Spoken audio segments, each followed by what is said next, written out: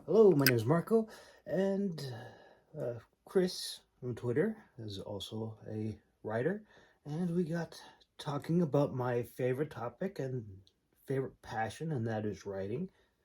And keep in mind, I don't have any degrees. I like to study, and I like to build. I like to create, and I like to write. And so part of writing is storytelling, and part of storytelling is entertainment. Um, so pardon the clutter. This is part of the experience, um, and we won't always be focusing on my face. I'll throw in some epic drone footage.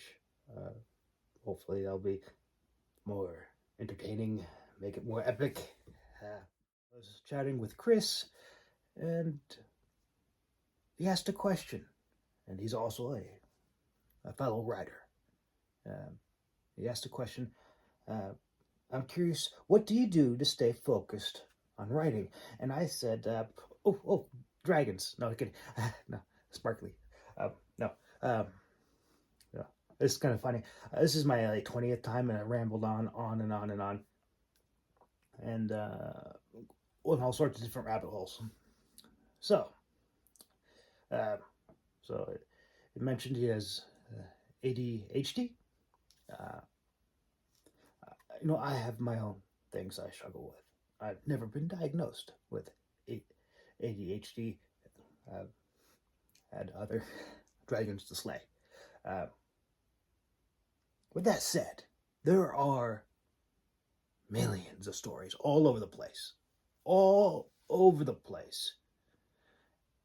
You could write a story, just walk out the door, and there's an ant, and that ant has a story. You walk out, and that butterfly has a story, that bird has a story, everything has a story. The bunny rabbits have a story. You'll never get out of your front yard because there's a story everywhere. Uh, and everyone's struggle is a little bit different. But I think the worst advice is just keep writing. Just keep writing. Just do it. Just do it. You gotta do it. You gotta force yourself to do it. And there's a lot of techniques that can help ease the process. So forgive all the distractions. This is part of the experience. I'm a glee man. This is all entertainment, and we won't dwell on my talking head for very much longer. We'll cut to some epic scenery, and hopefully it's not too much of a distraction. But this is my favorite topic, and and being a storyteller, being a writer, being a creator, uh, it has to be a little bit more than just a lecture, I think. Um, Plenty of lectures all over the place. Somebody in a suit in a classroom someplace. I don't want to go there. Let's keep it magical. So, this is for Chris, but this is something I think I have something else to give that can help a lot of people in that similar situation. And it's not just, hey, just write. It's not just, you gotta be more disciplined. It's realizing that there is a monster in your brain that wants to sabotage you. Sabotage you. Just, but it's not an evil monster. This monster wants to save you from pain. Because the moment you've actually ever finish, if you ever finish a book, it's Judgment Day. And you might not know it, but the monster does. Now, the scary thing about writing is you don't have to worry about anybody else. It's just you. It's just that monster in the back of your mind. And that monster is going to do everything it can to distract you. It's going to try to distract you. Hey, look at this. Wouldn't this be nice? Wouldn't that be nice? And you don't even know it. You don't even know it. It will distract you. I'll protect you from harm. That shadow man in the back of your mind. Because if it was just laziness, you wouldn't have all this material. Now we're chatting, and you got your lore, you got your characters, you got everything. And it's like, why can't I stay focused while writing? I want to write. I want to succeed. I want to win. What's holding me back? Why can't I focus? And sometimes there is that indecision. There is an aspect of indecision. There's always many stories to write. It's an endless thing. It's an endless thing.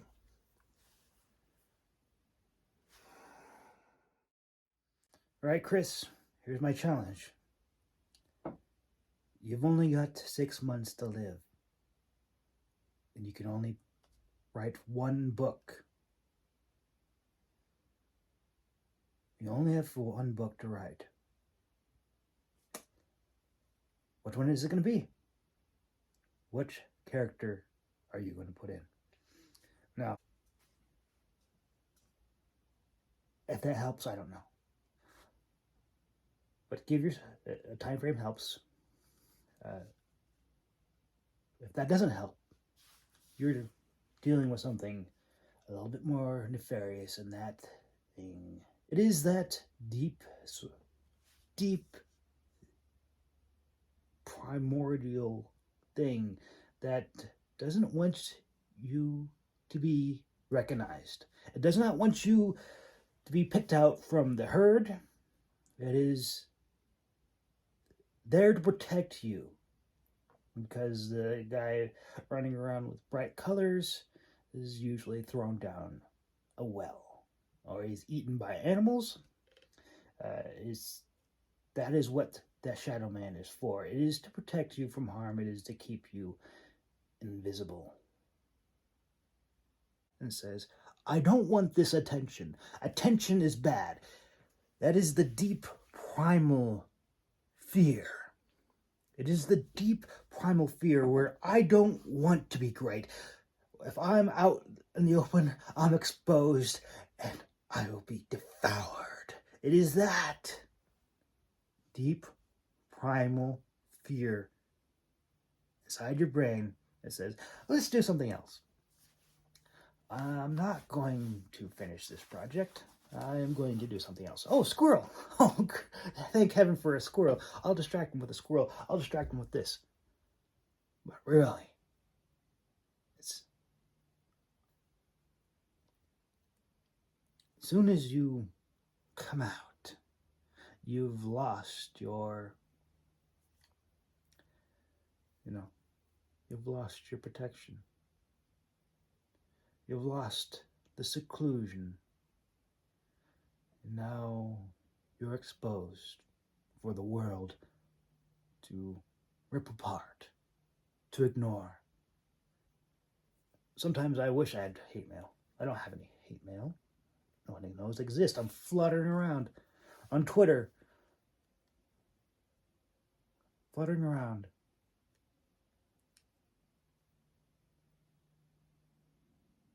But it is a thrill. It is a thrill to finish. And if I died today, I hope Founders Keep would be something worth remembering. It would be on YouTube for free, the entire audiobook.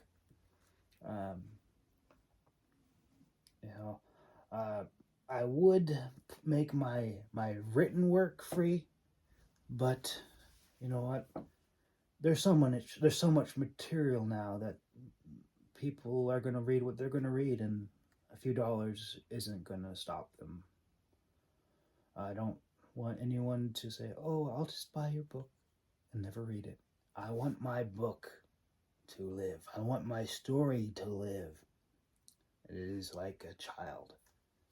A piece of me going out, vulnerable, exposed.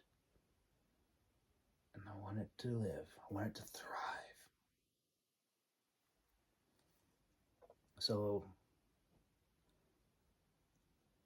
I don't know if that helps, but it's something I've had to struggle with. It's something I've had to wrestle with, and the just feed yourself chocolate and just keep typing didn't help me at all. Didn't help. But yeah, um, it's worth exploring because your subconscious wants to protect you. There's things like you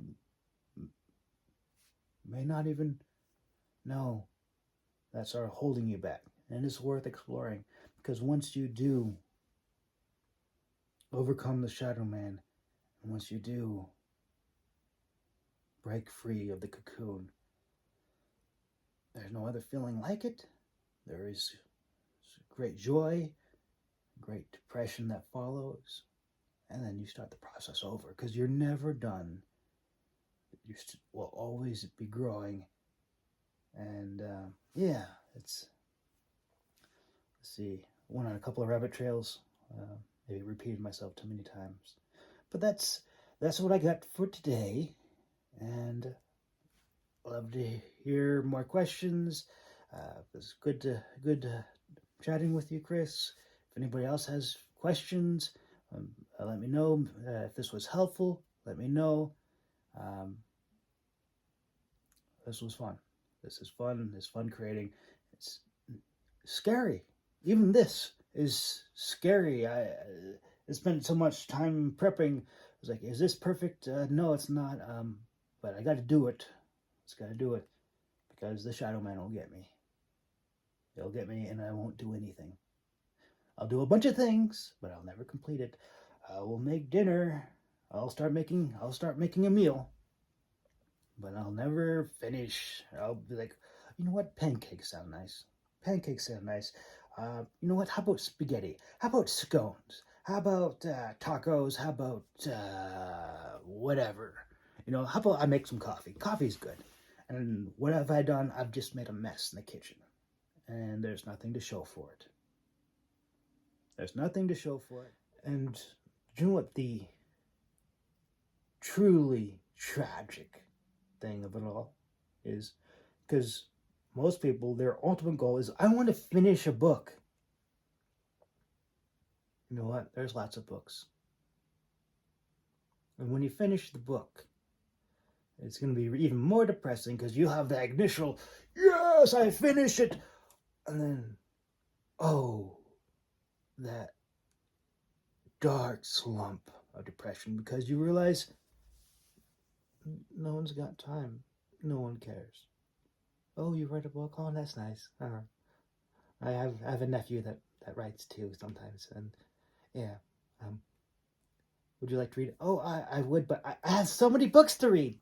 I'm just so busy, and I don't really. I mean, I have a whole library, and I just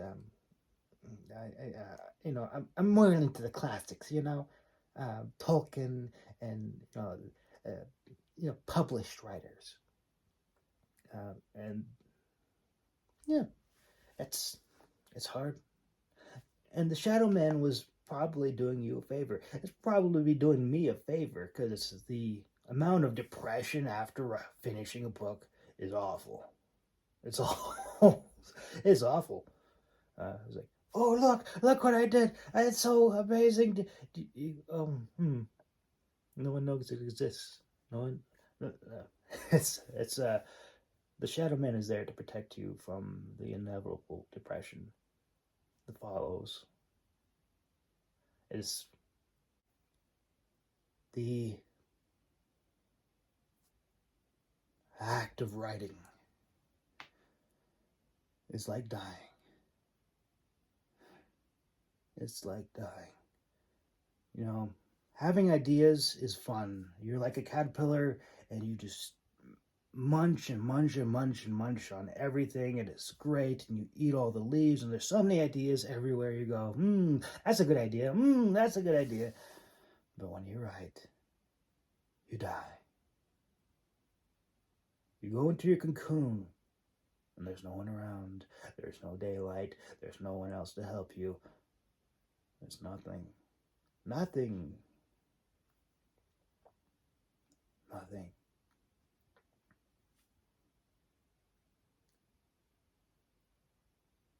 Nothing. And when you break free of that cocoon, when you break free, you have your wings, your books, you have your books, you fly around, and then nobody cares. Your dream of flying. Like, look at me, I'm flying. Look, don't you want to read this giant manuscript?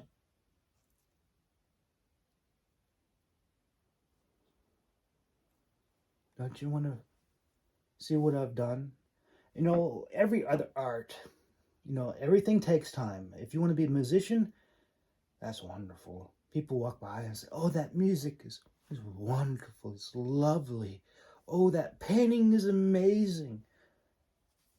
You want to read my book? I don't have time. Everyone's in a rush. No one cares. And that Shadow Man, the benign Shadow Man, knows that. He wants to protect you from harm. He wants to distract you every which way so that you're happy. You're a happy caterpillar eating leaves. Yum. More leaves, yes, more leaves, more ideas, more lore, more characters. Yum, yum, yum. But when it comes to writing, you have to pick one. You have to pick one leaf, one more leaf, and then you got to go into the cocoon, and then you die. You metamorphosize. The Shadow Man may have been right. He may have been right.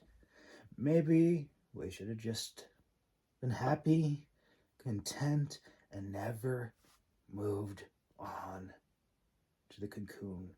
Because the cocoon, that's the time of typing. That is suffocation, that is darkness, that is metamorphosizing, that is creating something beautiful, a butterfly, an adventure, an entire world. It is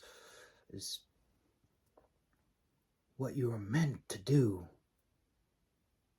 Then you break free. Not everyone has this. This is my monster that I struggle with. I don't know if it helped or not, but maybe it'll help somebody. And I'll leave a link. If anybody else, thinks this is fun, Founders Keep is my audiobook. Audiobook is unabridged, free for everyone, and I'm filling it with some of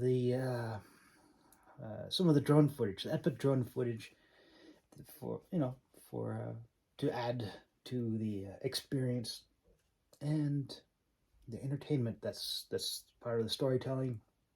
And if you're interested, there's a link below. And thanks you so much for listening. If you have any questions, it's Dragon Audiobooks at Twitter. And or if you want to send me an email, it's dragonaudiobooks@gmail.com. And Thanks so much for listening. Bye. Chapter 1. Helvisti. Nora took in a deep breath as the ship sailed out of the harbor and tugged at her long fur overcoat that blocked the cold wind as she turned for one last look back at the city. She would miss Takroon and its cozy, bone-white wattle and daub buildings with their shaggy thatch roofs. She watched them fade away until all that could be seen was lush green hills dotted with flocks of sheep and smiling shepherds that waved at the